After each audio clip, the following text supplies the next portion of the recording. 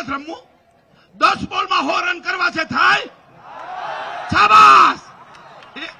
એક સંમેલનમાં હું બોલ્યો તો મને કે બાપુ 10 બોલમાં 100 રન નો થાય. કા કે બધા ચોક્કા મારો તો 40 થાય અને છક્કા મારો તો 60 થાય. અરે મા અંબાને કહેવાય ઓલો બોલિંગ કરતો હોય ને ટાટીઓ 1 ફૂટ આમ લઈ લઈએ, 4 વાર લઈ લે, 14 બોલ થઈ ગયા. પછી હનુમાન દાદાને કહેવાય દાદા આજે મારી પ્રતિષ્ઠાનો સવાલ છે, અને હાથ ઉપર બેસી જાય, આમ નો થાય, આમ નો થાય, વ્હાઈટ બોલ થાય.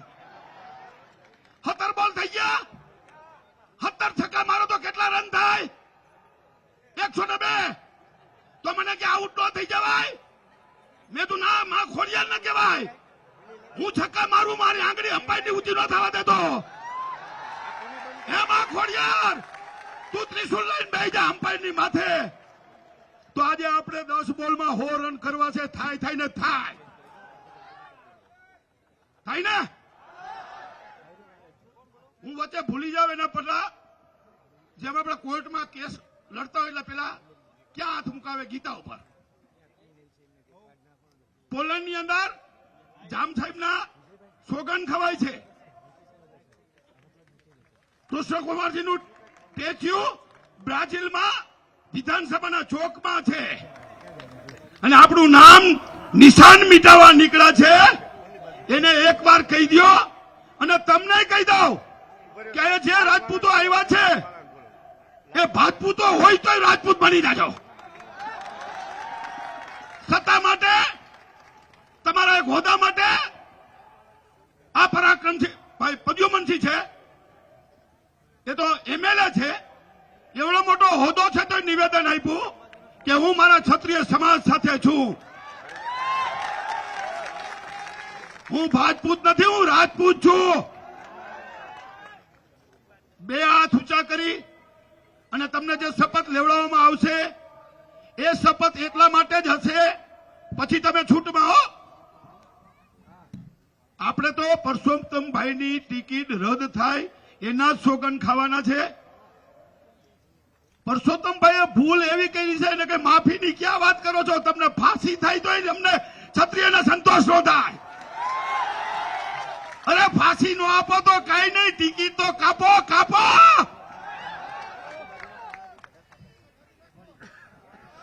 એવું ન બોલાય. કાયદાના મર્યાદામાં રહેવાનું છે. ગાદી ઊંધા પાટે ચડી જાય, કાયદોને આપણા હમામ આવી જાય, પરસોત્તમભાઈ સાઈડમાં રહી જાય, પોલીસને આપણે ઘર્ષણમાં ઉતરી જાય. આપણી લડાઈ સરકાર સામે નથી, આપણી લડાઈ ખાલી પરસોત્તમભાઈ સામે છે. આજે તો સમગ્ર ભારતની અંદર આજે હું એલાન કરું છું કે આંદોલન ધંધુકા સૌરાષ્ટ્ર ગુજરાત નહીં, સમગ્ર ભારતની અંદર થશે. એટલે જ મહિપાલસિંહ મકરાણાને બોલાવ્યા છે, એટલે જ શેરસિંહ રાણાને બોલાવ્યા છે. જેવું એનું નામ છે એવું શેરસિંહનું કામ છે. રાજપૂતોને ખાલી ગુજરાતમાં અન્યાય થયો એવું નથી, રાજસ્થાનમાં થયો છે, એમપીમાં થયો છે, પશ્ચિમ યુપીમાં થયો છે. એટલું આજે જાહેરાત ચોક્કસ કરું છું કે સમગ્ર રાષ્ટ્રની અંદર જ્યારે આ આંદોલન શરૂ થશે ત્યારે એટલું જ હું કહેવા માંગુ છું કે આ પ્રશ્ન રાજકોટની સીટનો નથી, આ ગુજરાતનો નથી, આ 22 કરોડ ક્ષત્રિયોનો પ્રશ્ન છે. 22 કરોડ ક્ષત્રિયો જ્યારે એક બને, નેક બને. આજે જે રીતે આપણે મહિલા છીએ, આ રાજપૂતાણીઓ જો તો ખરા કેસરિયા કરી રહી છે, એને જોહર કરવું પડે, એને ઉપવાસ ઉપર બેસવું પડે. તો આપણે શું કરવાનું?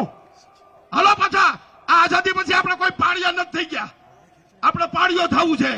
ગળવિયા મારે ઠાકોરજી નથી થવું, અને પાળિયાનું પેલું નામ પીટી જાડેજા.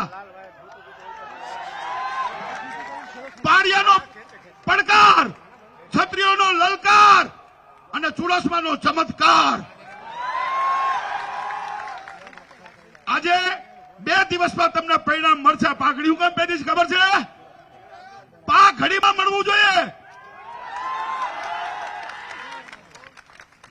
પાઘડીઓ તો ક્ષત્રિયોનો પહેરવે છે. એટલે પરસોત્તમભાઈ એક સભામાં કાલે કીધું હું ફોર્મ ભરું તો એ પાઘડી પહેરીને આવજો. અરે પાઘડીઓ તો તમે પૂજા કરો છો અમારા ભગવાન રામની, તમે પૂજા કરો છો અમારા ભગવાન કૃષ્ણની, તમે રામોત્સવ કરો છો, તમે પ્રતિષ્ઠા મહોત્સવ શ્રી રામજીનો કરો છો, તે તો અમારો પિતા છે. તમે મત પણ એના નામે માંગો છો, દિલ પણ જીતવા માટે તમે આ બધા પ્રયાસો કરો છો. તો અમે સીધી લીટીના શ્રી રામ ભગવાન ને કૃષ્ણ ભગવાનના પુત્રો છીએ. અરે અમે ક્ષત્રિયો તો છીએ, પણ અમે ભગવાનના દીકરા છો. અમારી પૂજા ના કરો તો કઈ નહીં, પ્રાયશ્ચિતો કરો. ખાલી એક પરસોત્તમભાઈ માટે તમે સમગ્ર 22 કરોડ ક્ષત્રિયના નુકસાન કરવા નીકળ્યા છો. તો તમારે કરવાનું શું છે? હાલો વચ્ચે બોલી ન જાઓ, 6 મિનિટ થઈ ગઈ છે. હા, નકર મારો બોટલ એક પાણી જ હોય, આજ બોટલ જ મૂકી દીધી. 10 મિનિટમાં દુકાન બંધ કરવી તો મેં કીધું એમ, પણ આ તો મારું ટેલર છે. તો મહાસંમેલનમાં મારું પિક્ચર કેવું હશે રાજકોટમાં? એક ધંધુકા જેવા તાલુકામાં આજે હજારોની સંખ્યામાં ગ્રાઉન્ડ ઓછું પડ્યું. કાલે હરપાલભાઈનો ફોન આવ્યો, મેં કીધું આ 2 દિવસનો જ મામલો છો, કાલ બપોર પછી એના બધી તૈયારી કરી છે. મેં તો ભણુભા, રાજકોટની અંદર અમારા મહારાણા પ્રતાપ જયંતિમાં 500 નથી થતા, શસ્ત્ર પૂજનમાં 500 નથી થતા, અને કાલ 15-20 હજાર માણસો જેમ અહીંયા આવ્યા ને એ રીતે આવ્યા છે. બીજું સ્વયંભૂત આવવા માંગે છે બધા, તો તમે ના પાડી શકશો? ઈ કે ના મામા, તો અમે તૈયારી કરી લઈ છીએ. આ એની કાલ બપોર પછીની તૈયારી છે, જોઈ લો એની તૈયારી. એ પાર્કિંગ પણ ટૂંકવું પડે. અને મારું એક નિવેદન છે, હું હોવ ના હોવ અને કદાચ પાડીઓ થઈ જાવ તો માં ખોડિયાર પાસે એક ખાંભી નાની ખોરજો ભણુભાની. નકા ભૂચરમણીના મેદાનમાં તો થવું જ છે. અને મારી ઈચ્છા તો એવી છે, તો કમિટીમાં વાત નથી થઈ, રાજકોટનું મહાસંમેલન જ્યાં 40 લાખ રાજપૂતે સર કટાવ્યા છે એને આપણે શ્રદ્ધાંજલિ આપીએ છીએ, ત્યાં સંમેલન થાય એવી મારી ઈચ્છા છે. મારા 40,000 પૂર્વજો જયારે આ ક્ષત્રિય સમાજ બેઠો હોય છે, કોઈની તાકાત નથી સંમેલનને તોડી શકે, હરાવી શકે. આજે હું શપથ લઉં છું, બોલો હું રાજપૂત છું, હું ભાજપૂત નથી. માં ભવાનીના સોગંદ, માં ખોડિયારના સોગંદ, મારા માતા પિતાના સોગંદ. જો પરસોત્તમભાઈની ટિકિટ રદ કરવામાં નહીં આવે અને અમે મત આપીએ તો માં ભવાનીના સોગંદ છે.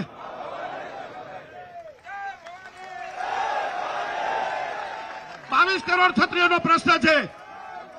જય ભવાની, જય ભવાની, જય ભવાની. ભારત માતા કી, छात्र धर्म की, क्षत्रिय समाज की, राजपूताने की. આ મારી વાત થઈ ગઈ 10 મિનિટ બાકી છે. આ તો બધા ઘડિયાળમાં જોઈને એમ ગયો 3 મિનિટ જ થઈ છે, પણ મને અંદાજ આવી જાય. ઘડિયાળ તો પહેરીશ આમ તો આપણે 2 મિનિટ ખાલી વાત કરી લઈ. આ ટેલરની આપણે આ શરૂઆત જે ધંધુકાએ કરી છે, તાલુકો કહેવાય. આ તાલુકામાં મહાસંમેલન થઈ ગયું તો રાજકોટમાં કેવું થશે ખાલી કલ્પના કરો. એ મને આંકડો આપતા બીક લાગે છે કે અહીંયા 50,000 રાજપૂતો ખાલી ધંધુકા તાલુકામાં, તો સમગ્ર ગુજરાતની અંદર પેલા અમે જિલ્લાના સંમેલનો કરશું, જિલ્લામાંથી તાલુકાના કરશું. આવેદન પત્રો ભલે આપી દીધા, આવેદન પત્રો નહીં, જિલ્લે જિલ્લે ટીમ. આજે તમે ધંધુકાની ટીમ જોવો, આનો ચમત્કાર એવો થશે કે કદાચ આ આંદોલન આજનું જે છે એનું નામ પણ અસ્મિતા આંદોલન આપેલું છે, એ મહાઆંદોલન. તો ખરેખર આંદોલન કદાચ છેલ્લું પણ હોઈ શકે. અને ચુડાસમા સમાજ તો આમાંય ચતુર છે. મને બહુ વાલો લાગે ચુડાસમા સમાજ, ચતુરાઈથી કામ લીધું છે. હું 2000 ગામમાં ફર્યો છું કન્યાકેરીના રથમાં. તે મને ઘણા એમ કીધું હતું કે ઝાલાવાડમાંથી 1 કરોડ લાવો તો તમને રૂપિયાથી જોખવા.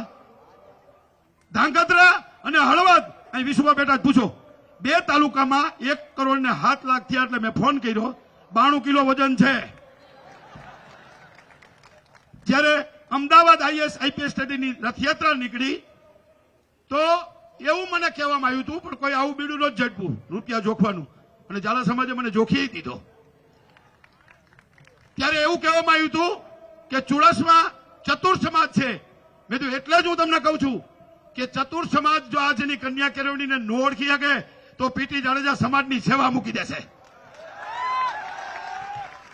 ખાલી એક આ ધંધુકા આપણે તો 52 કામ કહી છીએ, પણ 37 કે 38 હશે. 96 લાખ રૂપિયા. અને તે જીતુભા સાહેબ પ્રમુખ હતા. ધન્યવાદ દેવાય એને કે જે મારી વાતને અને કન્યા કેળવણીને સમજી શક્યા. આ રિપીટ તમને એટલા માટે કરું છું કે એ જ સમાજે આજે જે ખરેખર આ ભવ્ય આયોજન કર્યું, હું એને ધન્યવાદ આપું છું. અને તમને જે મેં સોગન આપ્યા છે એ પરસોત્તમભાઈની ટિકિટ પૂરતા જ આપ્યા છે. બાકી તમે છૂટમાં જ્યાં મતદાન કરવું અહીંયા મારો કોઈ પક્ષ નથી, કોઈનો દુપટ્ટો આ ગળે નાખ્યો નથી 4 માળા સિવાય.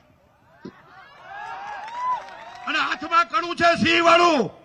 સુતા ને જાગતા એક જ વસ્તુ કે હું સિંહ છું, હું ક્ષત્રિય છું, હું બાપુ છું, હું આપું છું એટલે બાપુ છું.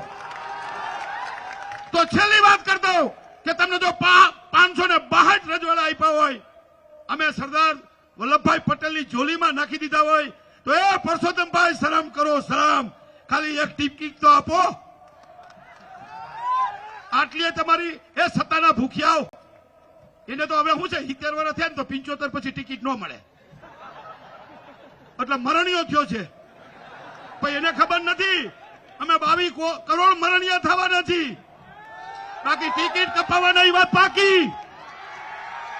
ટિકિટ કાપી છે ને તો અમે સૂર્યવંશી છીએ, અમે ચંદ્રવંશી છીએ, અમે અગ્નિવંશી છીએ. આ સૂર્યનો તાપ તો હમણાં ખાલી 32 ડિગ્રી હતો. અમારી પાસે તો સૂર્યના તાપ જેવા એના અમે વંશજો છીએ. એ અમે ગમે તેવી ગરમીને તડકો કાંઈ નથી. હજી આમાં ઇન્જેક્શન તો દે, તને ખબર પડે અમે કોના પુત્રો છીએ. વધારે વાત ન કરતા 11 મિનિટ થઈ ગઈ છે.